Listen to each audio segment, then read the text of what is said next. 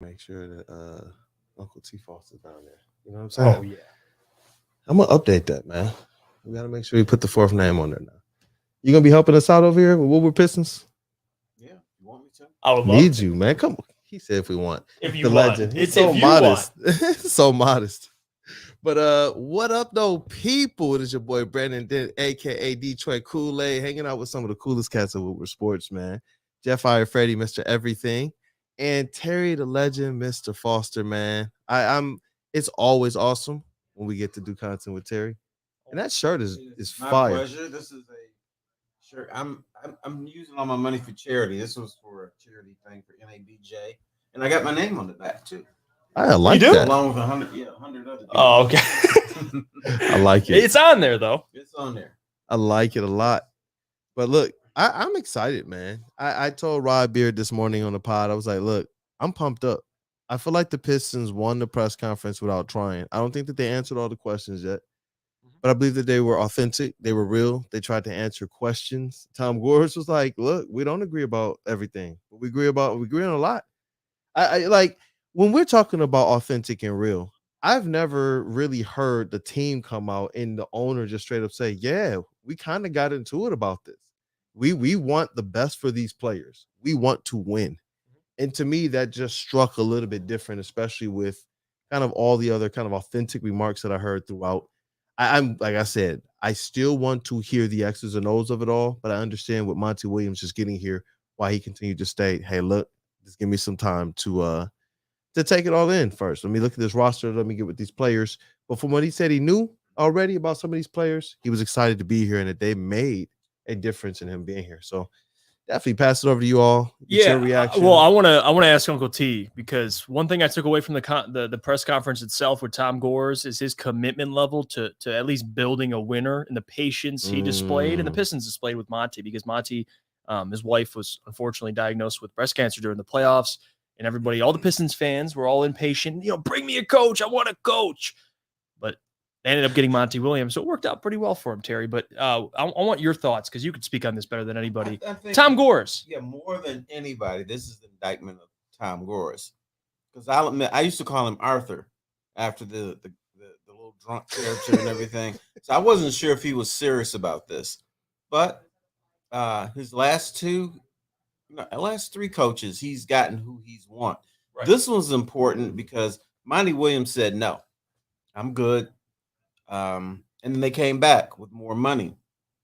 And I'll admit, being a cynic, when I heard the stories that Tom Gores was coming back to try to get Monty Williams and offering him more money, I thought it was PR.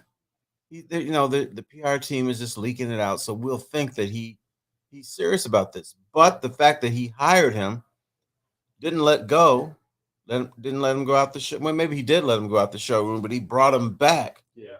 That shows commitment to me, and I have a little bit more respect for Tom Gores. Yep, that's kind of what I walked away with as well. Just this sense that he kind of knows what he's doing, his role now. He's not necessarily overstepping into basketball operations.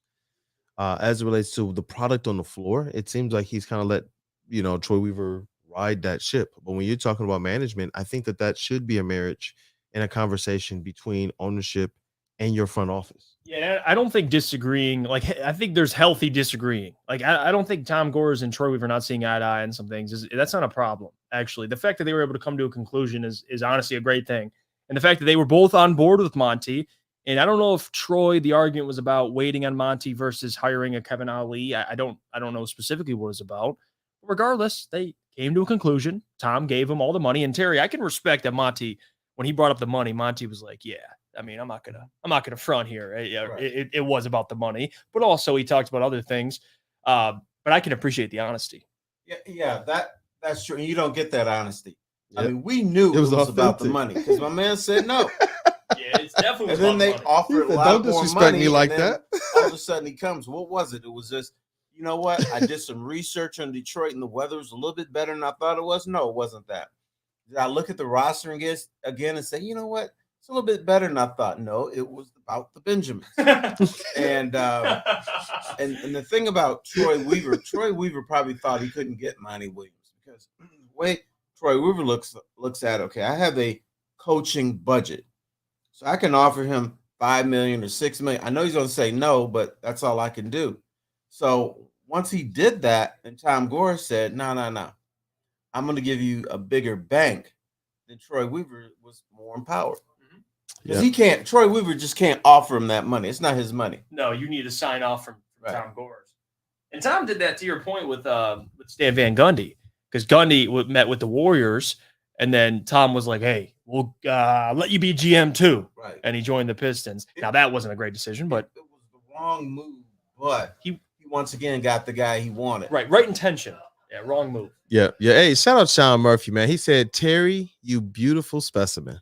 Man, has Sean been drinking this morning? Shout out Sean. Love you, Sean. Shout out Sean, Half Court, man. Definitely go over there. Follow From Half Court. The content he's making along with Jeff and Troy.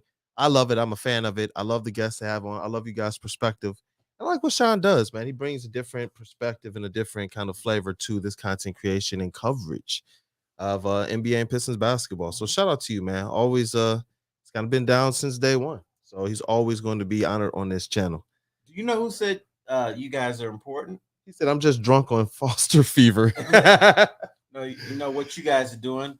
I talked to Isaiah Thomas a few weeks ago. He said what you guys are doing is important because Isaiah Thomas is a big believer in keeping the Pistons history alive.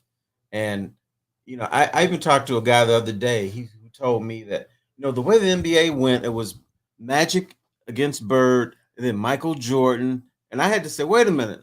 What about the 2 championships that the Pistons won and the 3 that they went into? Oh, yeah, I forgot about that. So he's trying to keep that legacy alive, and he appreciates you grassroots guys trying to promote it's going to be history. What's happening today is going to be history at some point, but promoting what's going on with the Pistons now. He doesn't want the Pistons to die. Yeah, and rightfully so. That's why we're here. It's not about kissing the Pistons' ass. It's just about making that. We tend to do that, but it's not all about kissing the Pistons' ass. It's not all about that. Not all. I mean, part of it, yes, to some extent, but mostly it is having real conversations. And I don't think, you know, at least in Michigan, there's too many Pistons podcasts that have this type of platform, which is a little different. And now you're seeing it more with Amari and Bryce, and obviously Nick and James. They have their own podcast, but it's important, I think. So I agree with Isaiah. Got to keep doing what we're doing. Yep. Shout out PD Mac too. I know he was the first one in the chat. Definitely, man. Shout out to PD Mac. And you know what? I think it is important for us. That was kind of our mission, or one of our missions with Woodward Pistons, was not just to bring the coverage of it, but to make sure that people remembered the Pistons as well. Because we hear Troy Weaver talking about Restore, and he's not from here. Do we talk about Restore? You know, does it matter to us? When we talk about what people do and don't know about the city, I continue to say, let's make sure we continue to do our part. You know, for a long time, it was like just the newspapers and like the news. Now there's a lot of us as fans who we've sat in our, you know, high schools and middle schools and colleges and bars and had all types of arguments and defending our team and all this. I mean, I went to school out in Maryland and they were like, bro, you just need to start a show and do this. Like, because we don't know nothing about Detroit. We don't know nothing about the city. We don't know this, don't know that. Now we have this opportunity to really, really put out there who the Pistons have been during championship years, who the Pistons have been truly during down years. There's been some good players here during the down years. And at the city, it still exists even when we're not winning. And it's not like, you know, I hear this all the time. People say that we are intrinsically tied to if our teams are good. And I'm like, I feel like Detroit's comeback has been during a lot of down times, you know, with our sports. So I don't know. I like what we do here. I think when the Pistons get more competitive, it'd be easier for me to be able to kind of go in and dissect the X's and the O's and really criticize more or less the game. Right now, while they're in like rebuild mode or restore mode, as they call it, the injuries didn't help. That one is kind of having me on the teeter, you know, where I'm like, look, let's get in here and let's get this thing on the ground. And that's kind of was the overwhelming theme from Tom Gores and Troy Weaver, was that this Monty Williams hire was about winning now. It was about being serious now. Both of them stated that. Now, whether they go out there and they do it, I don't know. But that was always like my trajectory this year, next year, the years that we can actually see this squad moving forward. We can see the draft picks paying dividends and such. And that's my thing. How much are we overestimating or underestimating Cade Cunningham and Jaden Ivey? I want to focus more on Cade. I like what Jaden brought to the table, but Cade is the one that we're all saying that guy's the guy. How much of a star can he be? How big can he be? How impactful can he be? Because if he is who we think he's supposed to be, or what some of these people are talking about, I don't think that the Pistons are going to find themselves in a position where they're not competing every night. That's just me. I look at the roster. I kind of like it, but I'm going to kind of get you guys' take and feel on it. Well, Monty Williams said it. Troy said it to Monty. We'd put our locker room up against any team in the NBA, which, again, you look at the presser, every player showed up, but Bojan, the commitment they have, the want to get better. When you ask the question, are we overestimating or underestimating Jaden Ivey and Cade? I think it's a little bit of both. And Terry, you know this. Pistons fans are always going to overestimate any one of their players. We've done this plenty of times. But I also think there is a part of underestimating that, with Cade and Ivey and their potential, what they can be. I think it's their potential, especially together. Those two are going to be special, but there is part of overestimating. I mean, we always gas up our own players. Now, I'm gonna bring up the word people hate to hear. Be patient, because the same things I'm beginning to hear about Cade Cunningham. I heard about. Are you talking to me, man? Yeah. It was Isaiah Lord Thomas. Talk to me about it. This was the theme in Detroit. You cannot build a championship team around a 6'1" guard. I don't care how good he is. So let's trade him for Ralph Sampson. How'd that work out, fellas? Not too good. No. And then right after that happened to Ralph, it's funny. We were on a road trip to Sacramento, and Ralph Sampson, after much of Detroit said trade Isaiah for Ralph Sampson, he had problems with his knees, his ankles. Call me. The legend team falls away. You know what? The thing is, I'm trying to get this on silent. Bam, silent. So anyway, we have this big groundswell in Detroit. Trade Isaiah for Ralph Sampson, who I never liked. I never liked Ralph Sampson. And so, like a year later, we're in Sacramento, and Pistons are practicing in this high school gym. I have no idea what it was. But the person that was running sprints was Ralph Sampson. Ralph Sampson's trying to get back in the league because his knees are jacked up, his ankles are, and all I remember is every time he would make a cut to go back down court, he and all we heard was and then Mark Aguirre looks at Isaiah and says, "Hey Zeke, there's your replacement right there. Aren't you gonna say something to him?" He said, "Nah, he's good." So that would have been it. You would have had a broken down Ralph Sampson here in Detroit. Oh, God. Isaiah, who was Ralph? I can't remember. Was Isaiah maybe won the championship and Memphis wasn't around, but maybe in Charlotte or somewhere. Wouldn't have been here though. No, Ralph Sampson. Wow. I don't think you'd be seeing too many Ralph Sampson jerseys. Yo, that's some truth right there, man. He's dropping some cooking tea. I didn't know that either. And because we looked at the we take a look at the Bad Boys and compared it to what this restoration is. Because Troy Weaver said we're looking at the Bad Boys. And you're right. It wasn't like, oh, we drafted Isaiah Thomas, we're winning within 3 years. Those guys had some pretty putrid records when they first drafted Isaiah Thomas. Even before, how many people were in attendance at those games? Handful. Wasn't that many? But then, and then they moved to the Silver Dome. Yep. And even with the Bad Boys, they were able to get 40, 50,000, but they had to discount the tickets. You could go to a gas station called Sinclair. I remember Sinclair because it was a dinosaur in front of. If you bought a gallon of gas, no, not a gallon. If you filled up your tank full of gas, you can get $1 Piston ticket. Oh my! Or you get 5 of them. So that's how bad it was around here, bro. Like I was looking at the coaches, the Dick Vitale years when Trader Jack came in. It took Trader Jack, 8 years, 8-9 years to win a championship? It takes a minute. People think you can roll in and win a championship in 2 years. We talk about how great Joker is. How old is he? 28. Yeah, well, Mike Malone's been the coach since 2015. Right. So it's been a journey for them too. Right. And hey, that's a great point. the thing about Mike Malone, You know, his dad was the assistant with the Pistons, Brendan Malone. Oh, I didn't know that. Because the Pistons had the two Brendans, Brendan Sir and Brendan Malone.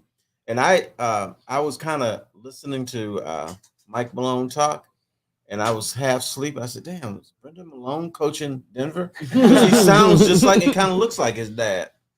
Yeah, and by the way, about that patience argument, and that's something that I brought up 2 days ago on the Morning Woodward show.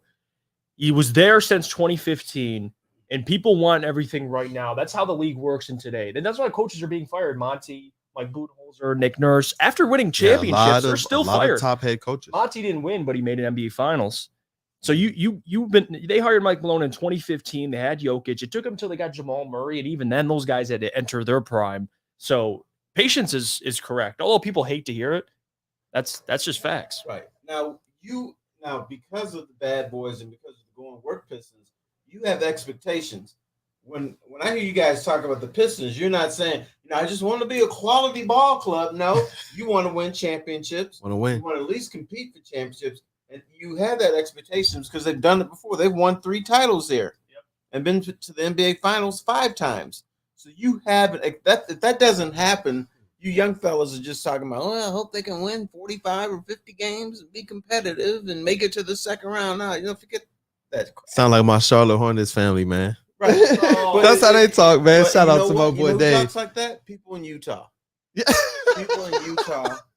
All they care about, they want to win the 50 Just a games. good season. Nah. Right. They're trying to win championships, man. Like that's packed arena. Yeah, because that's the environment. Like, it's nowhere better to be than with a bunch of Detroit Pistons fans while they're good. Man, those 2003, 2004, 2005, the Palace, bro. Like, my goodness. Even the stuff that they did at Shane Park when they were showing the playoffs out at Shane Park. It was electric. It was packed, man. Standing room only. And everybody, I remember the parades.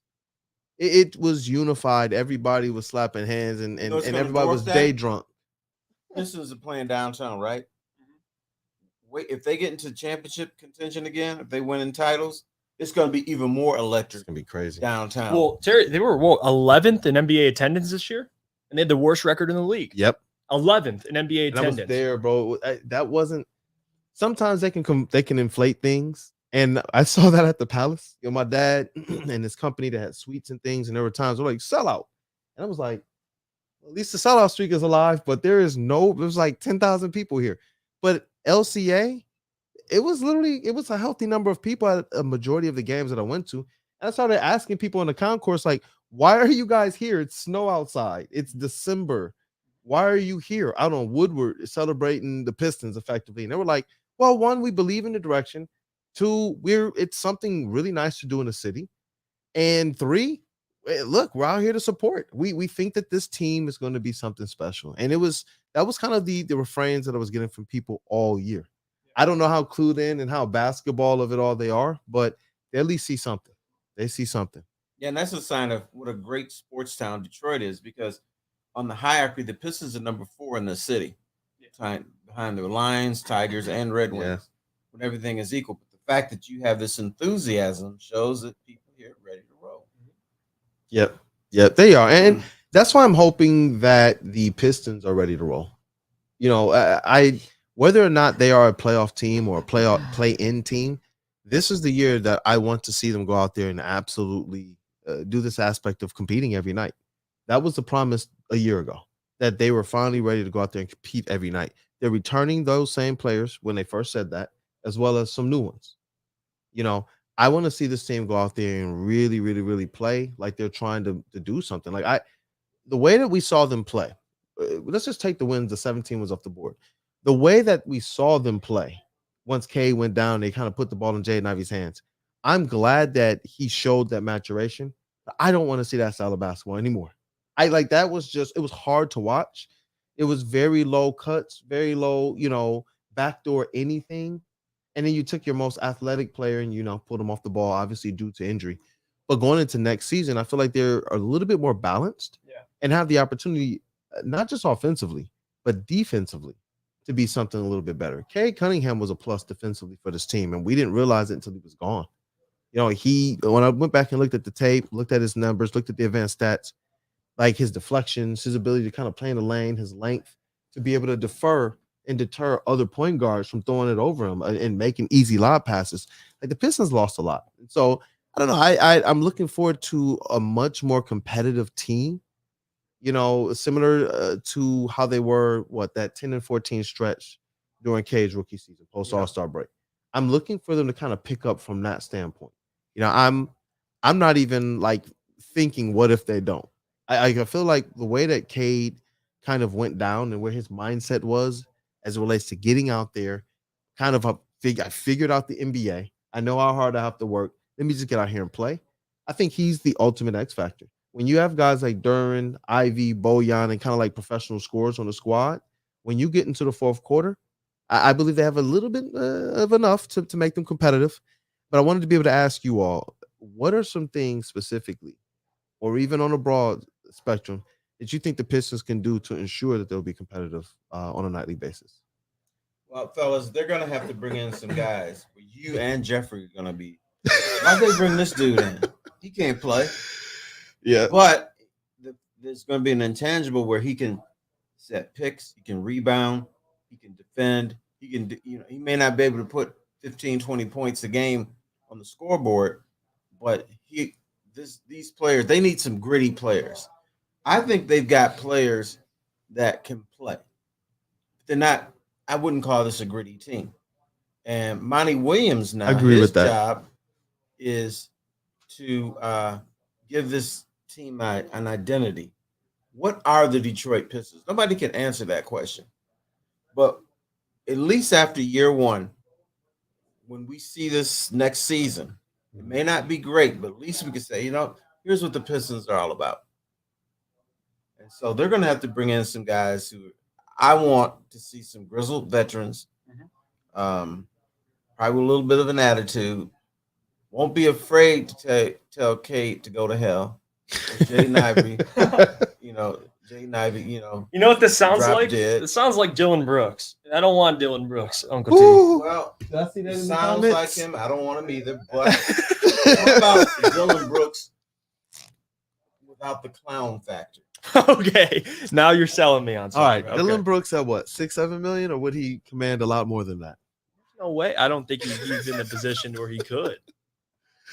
Rod was like, he thinks he's gonna come in somewhere in that 8 to 12, but he would seriously try to talk him down to 7. It's like, I don't know if that's how it works, but you got to pay the Detroit tax though.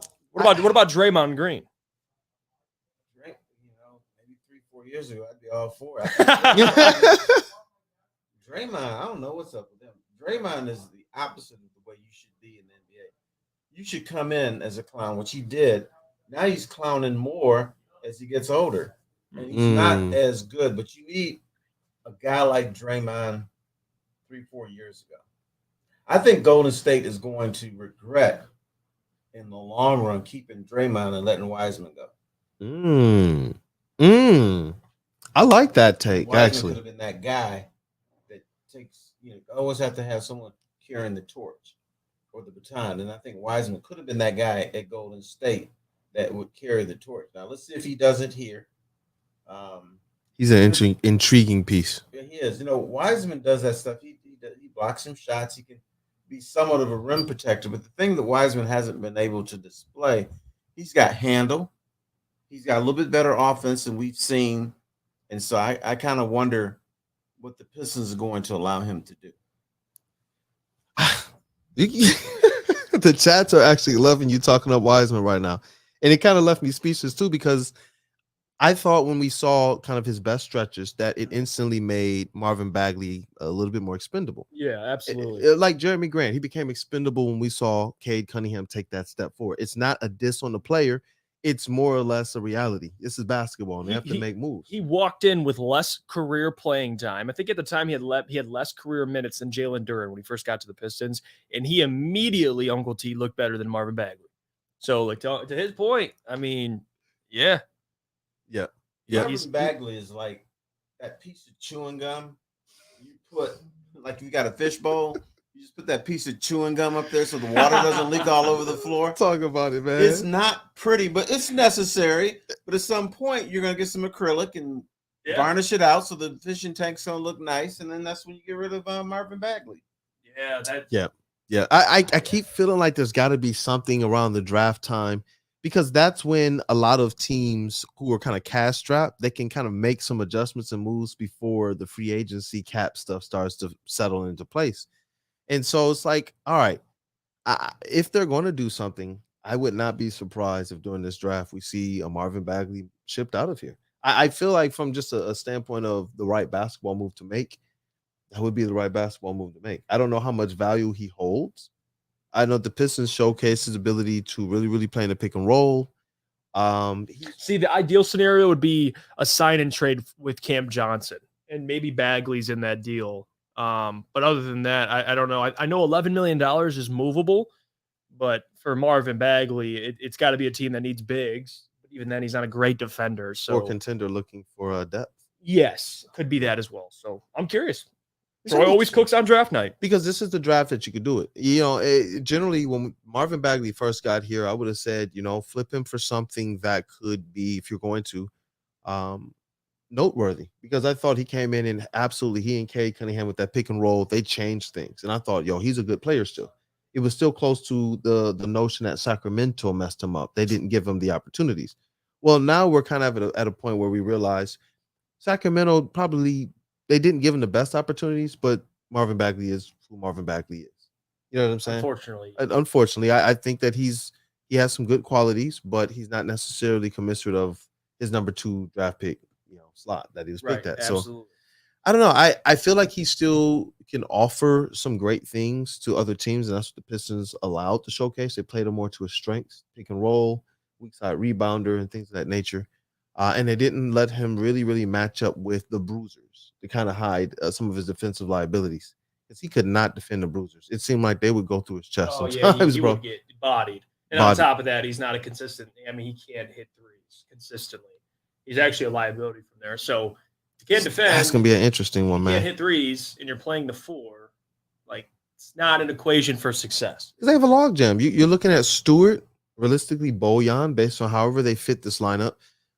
Some people still wonder, is Duren a straight center, or is he more of a power forward because he has a little bit of wiggle to his game?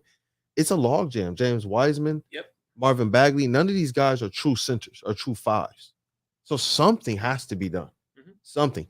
I feel like Isaiah Stewart, he's one of those guys that can go up and probably tell K or something.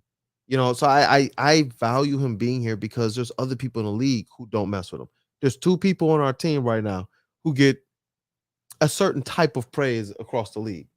Cade Cunningham, we hear other stars state, this guy is great. He's the truth. He's smooth. He's next. And then Isaiah Stewart, around that whole stuff, you could tell.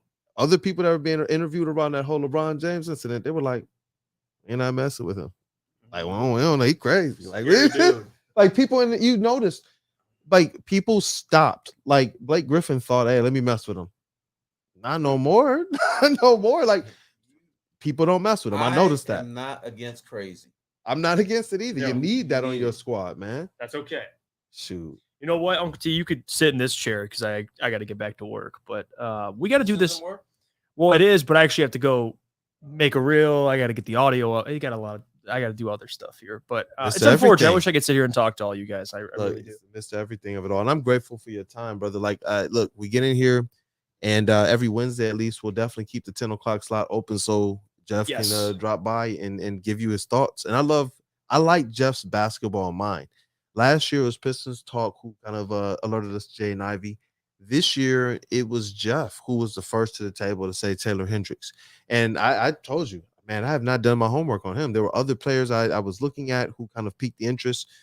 But the more and more I look at Taylor Hendricks, the more and more I think the type of offensive and defensive versatility that Jarris Walker brings, I think he's a better defensive player. Yes. I feel like Taylor Hendricks brings enough on defense, but a whole lot more on offense. There you go. A whole lot more. I love Jarris Walker. He's been number 1 on my board. But I don't know, man. The more and more I look at Taylor Hendricks, he is somebody who I don't think he would be starting. But when you talk about bringing him off the bench, even, that's depth. And the Pistons have to make some savvy moves here. I asked this question, do you want to pay Killian Hayes or do you want to draft a guard who's going to be at a 3 million, 4 million a year? Because right now Killian's going up to 7.5, and after that, a 10 million, almost $10 million dollar cap hold. So it's like, I don't know. I like some of these guys. I want to see them fill out their depth with a mix of draft picks and, like you said, some grizzled veterans who can just go out there and ball. So, but as always, man, hey, you guys definitely put a comment, put a like for Jeff, Mr. Everything. Follow him on all his platforms. Morning Woodward, Jeff and Gentry from Half Court. All right, you can see here. Mr. Everything. And Woodward Pistons as always, man. Yeah, we get Uncle T in his Legends chair real quick before we wrap up. 'Cause I like your perspective that you're bringing as it relates to, what you saw with the bad boys, because you didn't have any restoration to go based on. The Pistons were a hot mess. They were a hot mess leading up to the bad boys. Thank you again, Jeff. And so with this squad, in terms of the vibes that you got from kind of seeing the bad boys go through their maturation years and seeing a guy like Isaiah Thomas go from, Chicago guy drafted to Detroit to now a guy that we associate with Detroit. What vibes do you get, or similar vibes do you get from this current team? Well, I'll tell you one vibe that this current team is ahead of is the head coach. Chuck Daly was a failure when he came here. Monty Williams was a highly sought after coach. Heat. Right. Chuck Daly was not sought after. He got fired in Cleveland. He coached high school. He was assistant coach in college. That he couldn't be hired today with his resume. But Jack McCloskey liked him, saw something in him, and hired him. And he was like a Chuck who when he was hired. He wasn't. Now Monty Williams, you're like, we know who Monty Williams is, and he has a resume. Chuck Daly did not have that resume, but he had a way with players, and that's why before Monty Williams was hired, I kept hearing people, they got to get a big name coach, and I said they have to get a guy. It's more important to get a guy that can identify with these young players. Well, the Pistons got both. They got a guy who's kind of young thinking, but he has experience. He probably didn't go as far as he wanted to, but he has been in some big games. So Pistons sort of got both. So I would put them ahead of the bad boy Pistons as far as hiring that coach to try to bring them to that next level. You got a comment here. Shout out Sleep is Optional in the comments. He said Chuck Daly had coaches, Lambeer and Mahorn. And it speaks to what you're saying, man. And he had a general manager in Isaiah Thomas. But we didn't know that at the time. All the work was being done for him. He had to just be daddy rich. Yeah. Go on there and manage these personalities. Here's what he managed the personalities, and he was cool. Because the players, they liked his suits. They liked his hair. So the players back then were like, Daddy Rich is cool. He's dressing like us. I like that. He got the swag, and that allowed him to communicate better with those players back then because they thought he was cool. I like that. I even though it's a little bit different today, I sense similar out of Monty Williams. He seems to be one of those coaches that wants to be personal with his players, wants to have a relationship with them. He continued to tell them and look over guys, we're about to get to work. He continued to make overtures at those players. So we kind of sat to his perspective front right. And it's just interesting to see afterwards when they all kind of huddled together and some of us in the beat were talking, and then we all looked over and saw, Monty and Tom and Troy and these guys are all kind of mixed and mingled in with the players, showing love and such. It was just a completely different vibe and a completely different feel to see this coach kind of in the midst of it all. And I think Casey was really good with that from a relationship standpoint as well. Much better than what we saw to Stan Van Gundy before him. But Monty, I believe, brings the X's and O's that we need a little bit more or a little bit better than what Casey was able to get out of his roster. I don't know if Monty's supposed to add anything, add any wins to this team's bottom line, as well as a return of Cade Cunningham, man, I'm gonna take your advice on this patience thing, but I am excited. Okay. But this is a new generation of players, of society. Um, like Stan Van Gundy can't work with today's players. It's not going to work. No. Monty Williams can, because he can at least understand a little bit what they're going through, or is willing to learn what's going on with them. See, the older coaches who are like, for instance, Tom Thibodeau, I don't want him coaching my team. Now, he's a hell of a coach, but I don't want him coming in, MFing my players every day and thinking he knows basketball better than anybody else, which he probably does, but I don't want that conveyed to my players. Right. Out, like turns them up a little too much. You burn them out. So I don't want him coaching today's. If I have a team today, I don't want him coaching them. I don't want Van Gundy coaching them. I would have a guy more like Chuck Daly, Phil Jackson, who are more chill. I just think today's player are a little bit more sophisticated than they were behind, and you can piss them off easier or lose them easier. But the thing is, you got to do, okay, we need to talk. You are not my player. We're in a relationship. This is, we're trying to do this together. And I'm not going to take all the credit if it succeeds. I'm giving you credit too, because I know I need you.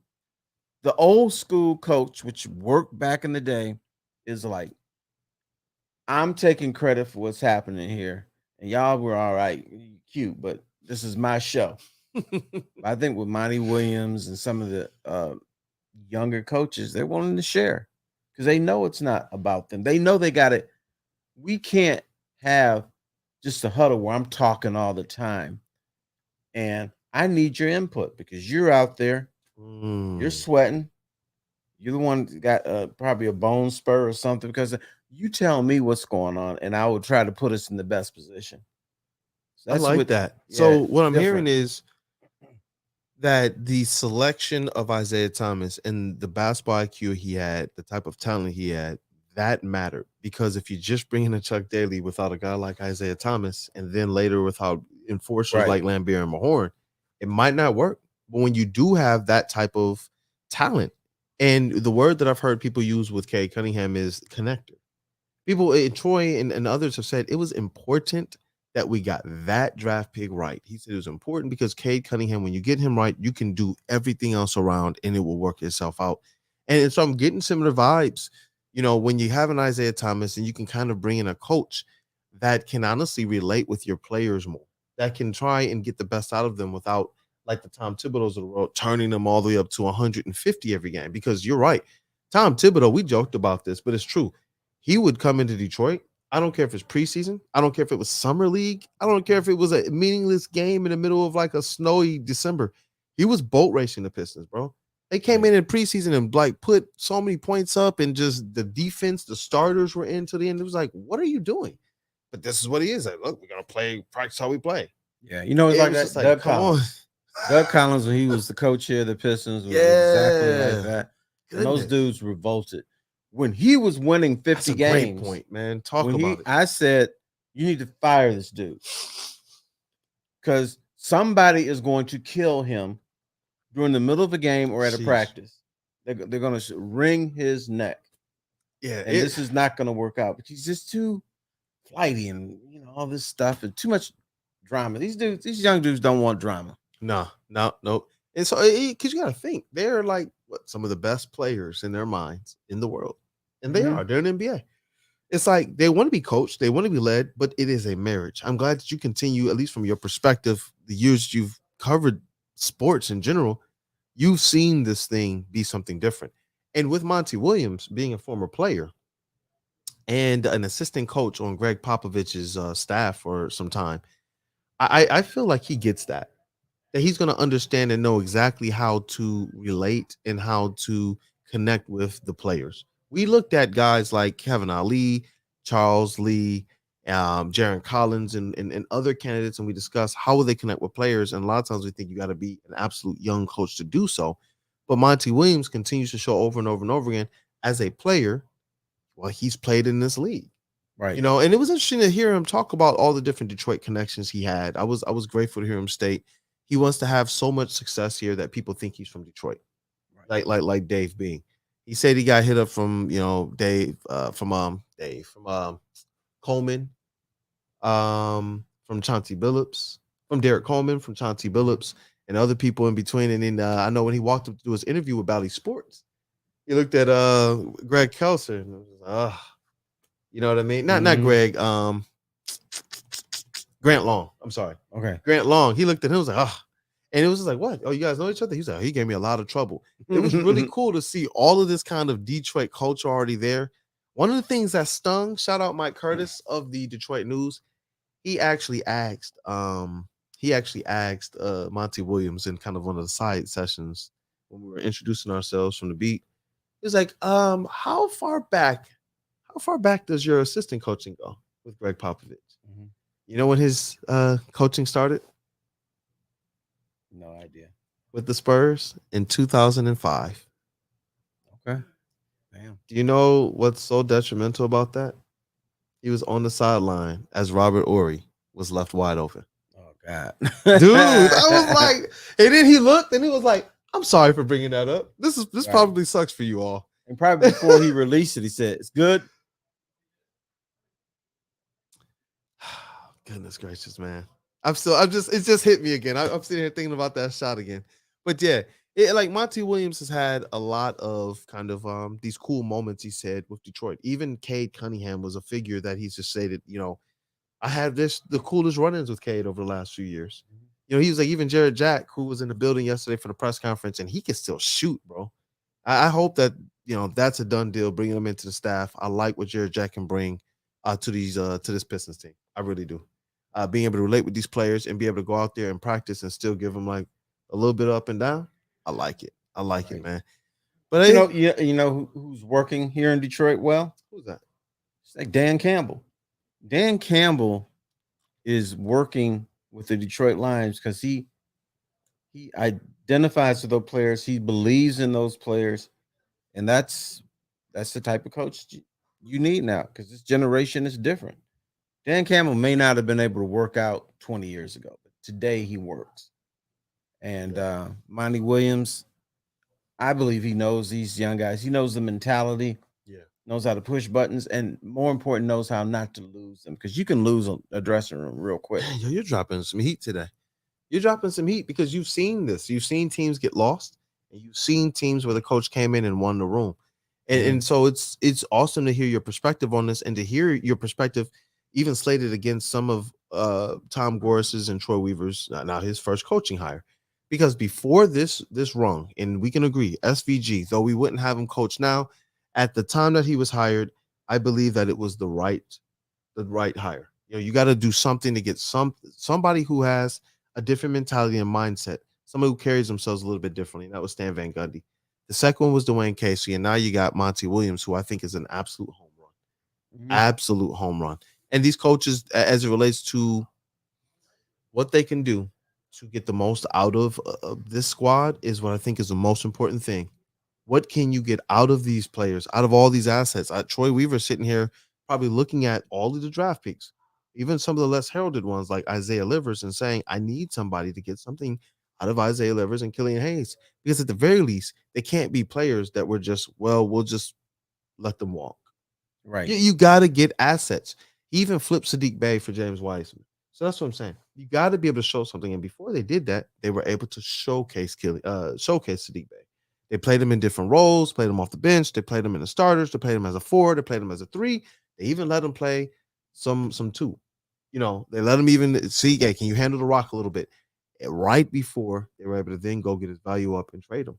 So it's like, yeah, with Monty Williams, I want him to get the best out of this team, like we said with Jeremy Grant, so that these players can be the best asset they can be, whether they're on this roster or not, if they're going to be used and utilized in a trade. That's why I'm the most excited about him. I think that Killian Hayes is an X factor that holds an unmitigated amount of value. If he pans out in the first half of next year, why wouldn't certain teams and contenders or people like even the Bulls who just lost their draft, their point guard, why wouldn't they be looking to shore that position up with a player who If Killian gets it figured out bring up mentally, a big word. if My mentality now is, hoping Monty can I want fix to him. I want to be the old Donald Trump. So you're fired. I just don't see it in him, man. And you know, and we baby Killian Hayes in this town. Killian Hayes will have a game where he's like 8 points, 3 rebounds, and 2 assists. Bro. I hear, what a great game by Killian, man. He's on his way. I'm like, well, shoot. That's what scrubs do. But you can't do that when a dude's taking a sip of water, bro. Like that, I almost ruined the equipment, the mic, and everything. I'll time it better.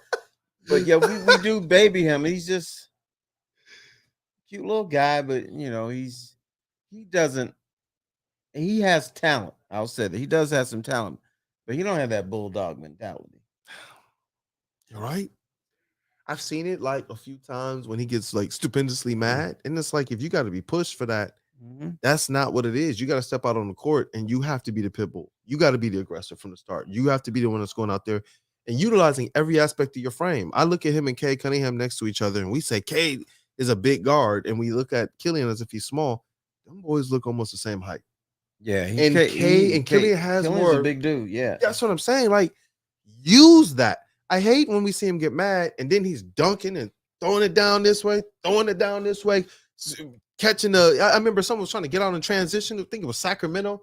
He just goes into the pass lane and gets it. But that's because in that game, him and Fox, they always got into it for some reason. Same thing with Atlanta. But it's like outside of those two teams, sometimes the Bulls, it just didn't seem like he could get like the motivation. You got to hate the whole league, guy, man. You got to hate the whole league. Man, you're dropping some nuggets today. Hate the whole league. That's what Killian Hayes needs to be on, man. Seriously, because it affected everything else he does good. It affected playmaking and his defense. Now, I will give him props. He rounded it back into form, not starter form, not commensurate of the number 7 pick form, but at least form enough to say, you know what, that could be a solid backup point guard. But he has to improve in his shooting areas. He definitely does. After the mentality, it's the shooting.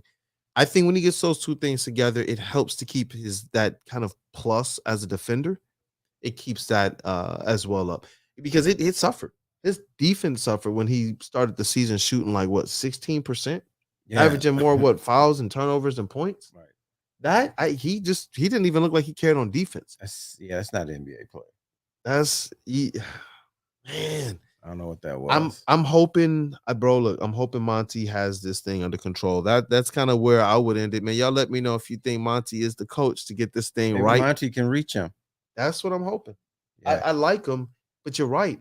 It's not like anyone is jumping on the streams or on any of these and saying he's a bad basketball player. Everyone's saying his mentality up top is stopping him from reaching his actual potential that we've seen, and it honestly gets frustrating after 3-4 years. Mm-hmm. So I agree. I feel like if he's not traded, Monty, and this year is his last kind of hurrah to prove something. Like, how long do you just sit unless he gives you a great deal on his next contract? Yeah, I don't know, man. I'm not down with signing him, man. I probably should not give up on him because he's still a young guy, but maybe Monty can reach him. But, you know, like Dwayne Casey, I don't think he could ever make Killian Hayes a better player because he was Killian Hayes doesn't need a grandpa. He needs somebody. He needs more like a big brother. Like, all right, dude, here's what we're going to do. You can do this. I know you can do this. You're right, man. Rather than, hey there, Killian, how's it going, buddy? We're going to be all right. Listen, man, like, look, I remember my coach, my high school coach, my junior year, man. I was good. It was okay. And it was my first time in public school ball. I was in the PSAL. Mm-hmm. And he was like, yo, the BSC in practice is not really the beat that I'm seeing in the games. And he went and put a quote in the papers, like, Brandon needs to get a killer instinct. Fine ball player, except for this one component. And what did that do to you? For you?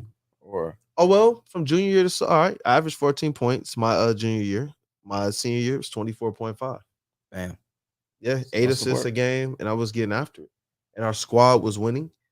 And it wasn't from an aspect of trying to be selfish. They were like literally like, bro, shoot the ball or you're open. Like, shoot the ball. Like, what are you doing? And it was them, like you said, the brothers, the team, the coach, everybody saying at our peak is when we're doing what we're supposed to be doing. All of us have a role. Mhm. And it was so it's like hearing you speak on that. It's like elementary, it's fundamental. It's a base. Sometimes we talk so much about the business of it all and about the X's and O's and about the moves that have to be made that we forget our best teams Mhm. won because of relationships, man. Even the coaches, Chuck Daly was what? A relationship hire. He was. Larry Brown was what? A relationship hire. The going to work Pistons to this day are still what? Brothers. The bad boys to this day are still what? Brothers. Except for Joe Dumars. I don't know what Let's happened get there. Joe back, bro. We got to get Joe Dumars back in the fold, No, man. the bad boy Pistons, they have a conference call maybe once a month or something. Everybody shows up except Joe. Hmm. I don't know what's You're right. happening there. You're right, man. I'm hoping they figure that out. I really am. I really am. I really am. But look, got to wrap up. I know the next slate of shows over at Woodward Sports. Hope you guys go over there and check that out. Are starting. Definitely go to woodwardsports.com as well. Just posted a new article last night on the 3 reasons why Monty Williams chose Detroit. I think it's interesting. You know, he didn't mince any words. Troy, the players, and the money. Money talk. Money talks, man. You guys know what walks. So, hey, look, I appreciate you guys for being here. Definitely put a like and post in the comments if you want the Pistons to trade that number 5 pick or who you want them to select with it. Hey, let us know, man. And I need Trade you it. guys to follow Terry, man. I follow him. Stay hip. I love his brand of coverage. I love the authenticity. I love how real it is. And it's just kind of straight to the point because he's been on this scene, not just out in front of the camera, but I'm talking about on the beat. So he knows what he's talking about, man. Thank you as always. Sometimes, all right, man. A pleasure. Definitely. So I'm gonna give him this drum roll before we bounce up out of here, man. I gotta do this right. Hey yo, shout out to the legend Terry Foster, man. Hey, look, I need you guys to put a drum roll in the comment as well. But Get on, man, Juicy. hey, yeah, definitely Jeff. I saw people in the comments saying, yo, Jeff looks a little bit more tan right now. He does. But no, Jeff was on earlier. If you guys missed the beginning of the content, Jeff shared his thoughts on the press conference, the draft, Taylor Hendricks, and more. I appreciate you guys being here. We got some more content coming up. Rod and I got the pod dropping at 1 p.m. today. And I'm going to try and go live with Mr. Sean Murphy if I can get it sometime today. As always, definitely check out his video. Yeah, it's been busy, man. It's been busy, but appreciate you all. Any last words? I want to get rid of that number 5 pick. Bring in the Get vet. rid of it. I'm kind of feeling you there, brother. They don't need another dude in diapers. I'm feeling this, man. I'm Right. feeling this. I'm feeling this for real. Well, hey, look, till next time, you guys. Follow Woodward Pistons, Woodward Sports, Terry Foster, Detroit Kool-Aid. Let's rock. Peace.